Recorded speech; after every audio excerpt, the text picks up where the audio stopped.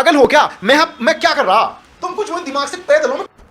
हर वक्त नहीं होता मार्केट में काम करने का समय। की वीडियो में हम बात करेंगे फोरेक्स की, एकदम बेसिक्स की बता रहा हूँ मैं तुम्हें।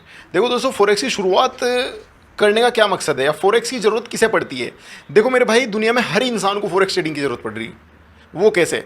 तुम्हें भले ही प्रत्यक्ष रूप से ना पड़ रही हो, पर अप्रत्यक्ष रूप से तुम भी फोरेक्स ट्रेडिंग में इन्वॉल्व हो। जब तुम बाहर का आईफोन खरीदते हो तो क्या तुम डॉलर नहीं भेज रहे? तुम्हें क्या लग रहा है भारत सरकार थोड़ी कहीं से बना के दे रही है आईफोन? वो तो बाहर से आ रहा, तुम भारत में रुपए पे कर रहे, पर इंडिया से बाहर तो सारा डॉलर ही जा रहा है। ऐसे ही मान लो तुम कोई कार खरीद रहे हो, तो वो अगर भले ही इंडिया में असेंबल हुई हो, पर उसके पार्ट्स तो विदेशों से आए हैं। कोई इंजन बाहर से आ रहा है। ऐसे ही खाने की चीज़ें भी बहुत सारी हैं जो बाहर से इंपोर्ट हो रही हैं, या उनकी सर्विसेज बाहर की हैं, बाहर का मालिक है, समझे ना? तो ये सब चीज़ फॉरेक्स ट्रेडिंग में आती है। अब आप कहोगे कि फॉरेक्स ट्रेडिंग का किसी देश पे क्या असर पड़ता है? फॉरेक्स ट्रेडिंग का असर नहीं पड़ता, फॉरेक्स ट्रेडिंग करनी पड़ती है। तुम नहीं करते। देखो, फॉरेक्स ट्रेडिंग में ना कोई सेंट्रलाइज्ड बॉडी नहीं है कि ये फॉरेक्स का दफ्तर है, फॉरेक्स ट्रेडिंग का दफ्तर, ऐसा कुछ नहीं है। फॉरेक्स ट्रेडिंग होती है, लोग करते हैं, कुछ ज़रूरतों के हिसाब से करते हैं, कुछ ट्रेडिंग करते हैं इसमें। वो ऐसे मान लो आज एक यूएस डॉलर में 80 रुपये का भाव चल रहा है, तो अगर मुझे ऐसा लग रहा है कि मैं एज एन इंडिविजुअल ट्रेडर ये सोचता हूँ कि आने वाला समय यूएस डॉलर का, यानी यूएस की इकोनॉमी राइज करेगी, तो डॉलर की वैल्यू भी बढ़ेगी। डॉलर की वैल्यू बढ़ेगी, इसका मतलब आज मुझे एक डॉलर में 80 रुपये मिल रहे हैं, तो कल को मुझे डॉलर, ये मेरा डॉलर जो मैं आज ले लूँगा 80 रुपये में, कल शायद मेरा 85 रुपये का बिकेगा, तो मेरे 5 रुपये बन जाएंगे। समझे? इसे बोलते हैं करेंसी स्पेकुलेशन, यानी कि करेंसी पे एक तरह से बेट लगाना। और दूसरा इन्वॉल्वमेंट होता है भाई, किसी को, हमारा बैंक है, तो मैं बताता हूँ कौन कौन सी एंटिटी हैं जो फॉरेक्स ट्रेडिंग में इन्वॉल्व हैं।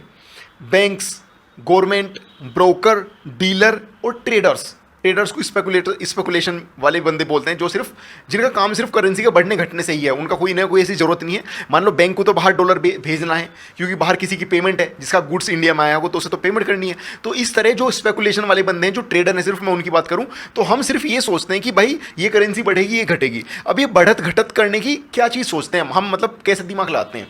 तो हम भाई दो तरीके हैं। एक तो टेक्निकल एनालिसिस, जिसमें हम प्राइस एक्शन देखते हैं कि प्राइस में ये हिस्टोरिकली पैटर्न बना था, तो इस पैटर्न के बनने पे ऐसा ऐसा होता है, उसके इतने चांसेस हैं होने की, तो उसके बेसिस गेम खेलते हैं। दूसरा हो गया तुम्हारा फंडामेंटल एनालिसिस। फंडामेंटल में हर हफ्ते, हर वीक, हर महीने, ईयरली भी जीडीपी का डाटा, सीपीआई का डाटा मंथ ऑन मंथ आता है, कुछ क्वार्टरली आता है, और जीडीपी क्वार्टरली भी आती है, ईयरली भी आती है। ऐसे ही unemployment rate, non farm payrolls, ठीक है। और इस तरह की कई सारी रिपोर्ट्स हैं जो हर देश की, हर करेंसी की आती ही रहती है। इंटरेस्ट रेट आता है, जो सबसे मेजर रोल निभाता है इंटरेस्ट रेट का। जिस देश की करेंसी का इंटरेस्ट रेट बढ़ेगा, तुम समझ लो कि उस देश की इकोनॉमी से डायरेक्ट लिंक है ब्याज दर का, करेंसी की ब्याज दर का।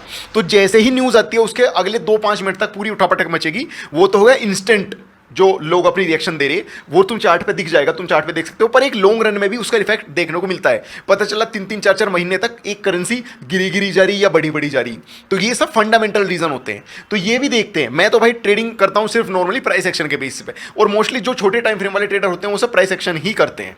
ठीक, उसके बाद मैं कुछ छोटे से नोट्स बना के लाया हूं, तुम्हें ये टॉपिक कवर करने हैं मुझे आज की वीडियो में, तुम काफी कुछ समझ जाओगे। तो देखो, करेंसी जो आप देखोगे कहीं यूनिट्स या करेंसी पेयर में लिखी होगी हमेशा, यानी कि जैसे euro USD, GBP USD, USD INR, USD JPY, INR JPY, euro INR, GBP INR. तो ये जो मैं बोल रहा हूं ना, euro, GBP, INR, JPY, USD, ये 3 वर्ड में लिखी होती है करेंसी। जैसे Indian rupees INR, United States dollar US dollar USD, Australia का डॉलर एयूडी, न्यूजीलैंड का dollar NZD, Canadian dollar CAD, GBP Great Britain pound, euro को यूआर।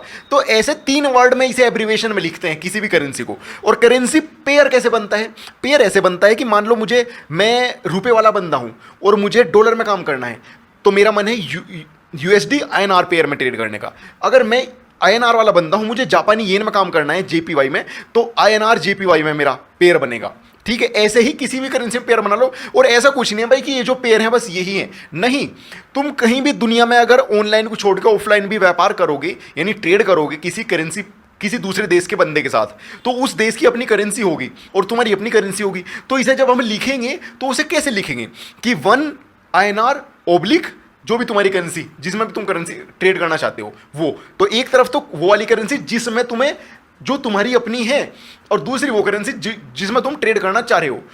ज़्यादा मतलब कॉम्प्लिकेटेड तो नहीं हुआ है। इसे ऐसे समझो, यूएसडी, यूरो यूएसडी लिखा है, एक यूरो में इतने यूएस डॉलर। अगर लिखा हुआ है ना कि 1 यूएसडी, 1 भी नहीं लिखा वहां पे, यूरो ओब्लिक यूएसडी, तो इसका मतलब ये है कि 1 यूरो में कितने यूएस डॉलर, समझे। अगर लिखा है कि यूएसडी ओब्लिक आईएनआर बराबर 85, इसका मतलब ऑब्वियस है कि 1 यूएस डॉलर में 85 रुपए, समझे। तुम्हें डॉलर लेने के लिए 85 रुपए पे करने पड़ेंगे, और डॉलर, समझे, और 1 डॉलर अगर तुम्हारे पास है तो तुम्हें उसके बदले 85 रुपए मिल जाएंगे। इतना है, ज्यादा घबराने वाली बात नहीं है।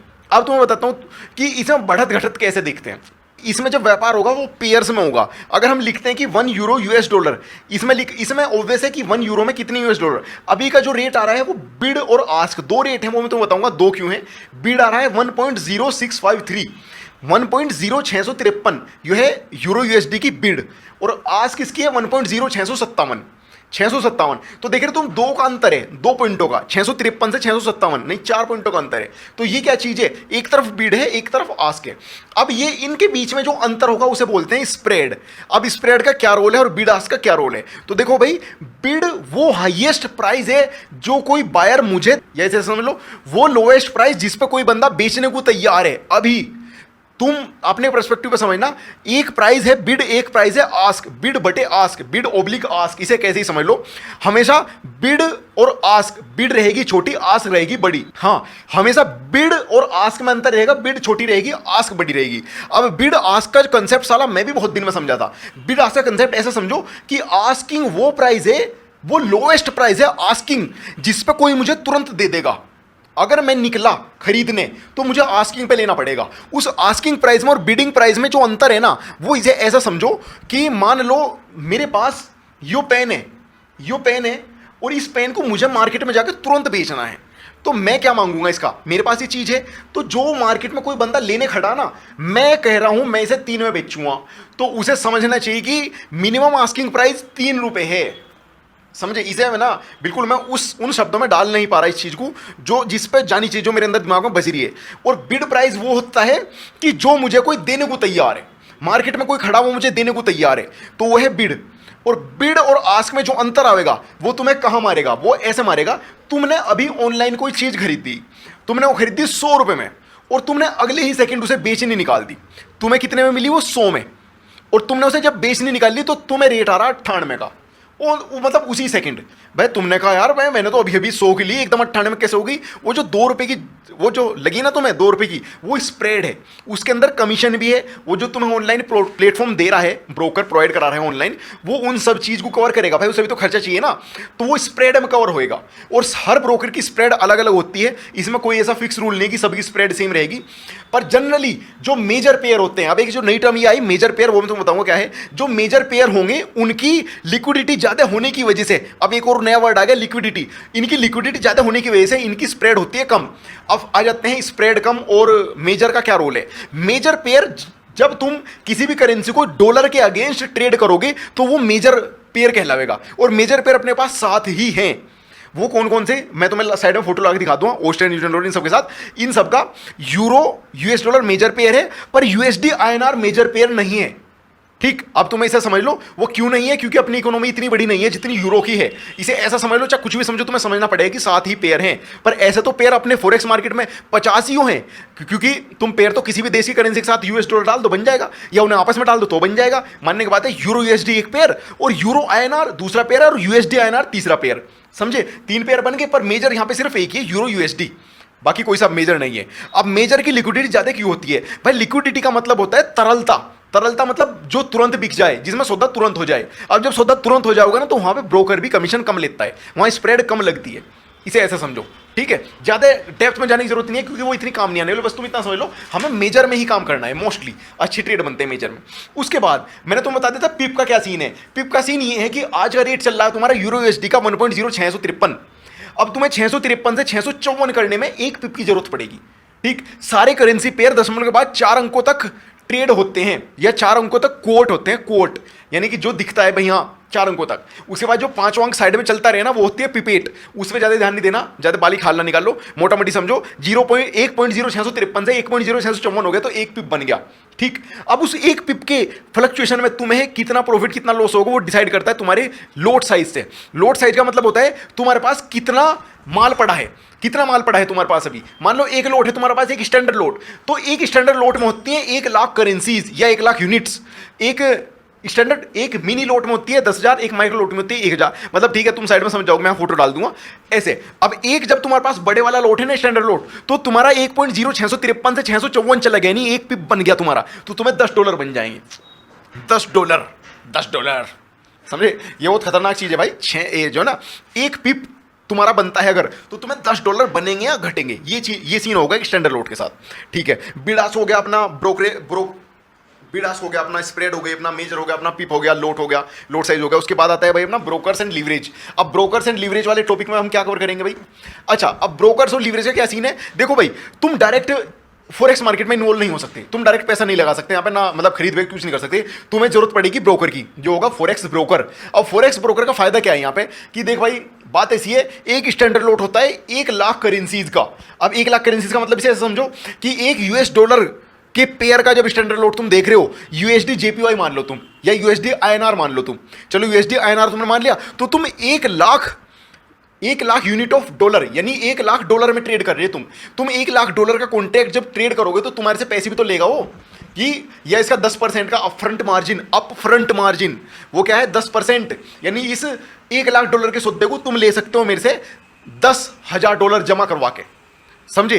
अब तुम्हारा ब्रोकर जो है लीवरेज अगर ज्यादा देता है तो तुम्हें वो $200 में भी दे देगा, देने वाला $100 में भी दे देगा। पर ये स्टैंडर्ड प्रैक्टिस नहीं है। जो फुल टाइम ट्रेडर होंगे वो तुम्हें कहेंगे नहीं कि इतने कम लीवरेज पे या इतने ज्यादा हाई लीवरेज पे काम मत करो, इतने कम मार्जिन पे इतना बड़ा लोड मत उठाओ। हमेशा 1:10 या 1:20 का ही लीवरेज रखो, उससे ज्यादा नहीं। उससे ज्यादा रखोगे तो तुम्हारा वाइप आउट हो जाएगा अकाउंट बहुत जल्दी। ठीक है, इससे गलत होने के चांसेस बहुत ज्यादा है तुम्हारे ट्रेडिंग के, तो इस तरह की ट्रेडिंग से तुम्हें बचना है। तो भाई हम पहुंच गए थे ब्रोकर वाले पॉइंट पे। तो ब्रोकर देखो, ब्रोकर का कितना रोल है ना तुम्हारा, ब्रोकर तुम्हें मार्केट में एंट्री दे देगा। ब्रोकर एंट्री कैसे दे देगा, क्योंकि भाई देखो तुम इतना मार्जिन कहां से लाओगे, तुम ट्रेडिंग कर रहे हो, छोटे मोटा तुम्हारे पास कैपिटल है, तुम इतना बड़ा मार्जिन कहां से लाओगे, मतलब समझ रहे हो ना। तो एक तरीका होता है हर चीज का। अब शुरू में मैं भी सोचा था यार पता नहीं कौन सा ब्रोकर बढ़िया है कौन सा घटिया है। तो तुम्हें किसी ब्रोकर का अगर चेक करना है कि उसकी लायबिलिटी क्या है, फॉरेक्स ब्रोकर की बात कर रहा मैं, तो भाई forexpeacearmy.com वेबसाइट है, उस पर जाकर तुम सर्च कर सकते हो किसी ब्रोकर की रेटिंग कितनी बढ़िया है। कमेंट पढ़ो, देखो कोई भी फुल प्रूफ नहीं होता। मान लो कोई ब्रोकर मैं बताऊं वो भाग गया तो उसमें मेरा क्या लेना देना, मतलब समझ रहे। तो मैं भी शुरू में देखो भाई रिस्क लेना पड़ता है, तो इसीलिए थोड़ी बहुत सर्च करो, दिमाग खोलो, और कभी भी इस तरह के स्कैम में मत घुसियो कि जो तुम्हें क्या बोलता है ना कि तुम $100 जमा करोगे, $100 का तुम्हें डिपॉजिट बोनस मिल जाएगा। डिपॉजिट बोनस वाले ब्रोकरों से बचो, इस तरह के जहां से मत आना। वो कहीं ना कहीं तुम्हारे साथ स्कैम कर जाएंगे। वो स्प्रेड ज़्यादा देंगे तुम्हें, या फिर तुम्हें न्यूज़ के टाइम पे स्टॉप लॉस कटवा देंगे तुम्हारा, मतलब बहुत सारी चीज़ें है ना। तो कुछ चीज़ें ऐसी हो सकती हैं जो मेरे साथ नहीं हुई और तुम्हारे साथ हो जा। तो मार्केट इतनी बड़ी है भाई, छोटी मोटी गलतियां रोज होती हैं कहीं ना कहीं, पता नहीं कितने ब्रोकर रोज भागे, कितने रोज नए आवे। तो अपना खुद सावधानी से अपना पैसा किसी जगह निवेश करने से पहले 100 बार सोचो, ओके भाई। और उसके बाद है तुम्हारा लिक्विडिटी। अब लिक्विडिटी क्या होती है, मान लो किसी चीज़ का रेट आज सुबह खुला था $100 पे, और शाम तक हो गया उसका रेट ₹150, या शाम तक उसका रेट फिर हो गया ₹100, पर दिन में उसने हाई बनाया था 200 का और लो बनाया था 50 का। तो समझ रहे यहां कितनी ज्यादा वोलेटिलिटी है, ऊपर जा रहा नीचे जा रहा, समझ रहे, इसे कहते हैं वोलेटिलिटी। और अगर कोई साइडवेज चल रहा, ₹100 खुला था 105 पे चल रहा, 106 का हाई बनाया, 103 का लो बनाया, तो इसे कहते हैं लो वोलेटिलिटी, लो वोलेटाइल स्टॉक या लो वोलेटाइल करेंसी पेयर, जो भी तुम्हारा सीन है। ठीक है, तो ज्यादा लिक्विडिटी वाले करेंसी पेयर में घुसने से अच्छा है, अगर तुम्हारा देखो डिपेंड करता है तुम्हारा स्टाइल क्या है ट्रेडिंग का। तुम अगर स्कैल्पर हो तो तुम ज्यादा लिक्विडिटी वाले में घुसोगे, ज्यादा वोलेटिलिटी वाले में घुसोगे। अगर तुम एक स्विंग ट्रेडर हो तो तब तुम प्रेफर करोगे भाई मेरे को कम वोलेटिलिटी वाला मिल गया, उसका सही ट्रेंड मेरी समझ में आ जाए और बस मैं काम करना शुरू कर दूं। ठीक, अब यहाँ पे पॉइंट आता है कि मुझे ट्रेंड कैसे पता चलेगा, कि या मुझे एंट्री कैसे पता चलेगी, या तुम कैसे काम करते हो। भाई मैंने शुरू में कहा था मैं प्राइस एक्शन बेसिस पे काम करता हूं, सिर्फ प्राइस देखता हूं, वॉल्यूम नहीं दिखती मेरे भाई फॉरेक्स में। यार मैं तो नहीं मानता कि फॉरेक्स में वॉल्यूम कैसे दिख जाएगी। कोई मुझे बताओ, वीडियो के नीचे कमेंट करके बताओ कि भाई उस पर्टिकुलर ब्रोकर के पास सारी दुनिया की वॉल्यूम है, नहीं है संभव, समझे। तो वॉल्यूम फॉरेक्स में मेरे हिसाब से वॉल्यूम, ठीक है। और उसके बाद है तुम्हारा फंडामेंटल एनालिसिस तुम्हारी, मतलब मेरी तो पकड़ में आता नहीं फंडामेंटल, मेरी सिर्फ समझ में आता है कि इंटरेस्ट रेट वाली news, an non farm payroll, और 6-7 एकदम, मैं तो वेबसाइट बता दूं forexfactory.com, forexfactory.com पे कैलेंडर है, उसमें जाके तुम देख सकते हो कि कहाँ कहाँ इंपॉर्टेंट न्यूज आती हैं, किस किस दिन आती हैं, उस दिन कैसे प्राइस बिहेव करता है। तो तुम उसे देख के सीखो कि मार्केट में किस समय काम करना है, किस समय काम नहीं करना है। हर वक्त नहीं होता मार्केट में काम करने का समय। ठीक है दोस्तों, फिर मिलते हैं नेक्स्ट वीडियो में। आज की वीडियो मैंने काफी सारे पॉइंट क्लियर रहे हैं, उसके फॉरेक्स ट्रेडिंग के हैं सारे पॉइंट। ठीक है, इन पॉइंटों में अगर तुम्हें कुछ समझ नहीं आता तो तुम नीचे कमेंट कर सकते हो, और इसी तरह की वीडियो आगे मैं लाता रहूंगा। तुम्हारे अगर जो भी डाउट हो नीचे वीडियो में कमेंट करो, लाइक करो, चैनल को सब्सक्राइब करो, और मुझे इसी तरह मोटिवेट करते रहो। ओके, फिर मिलते हैं।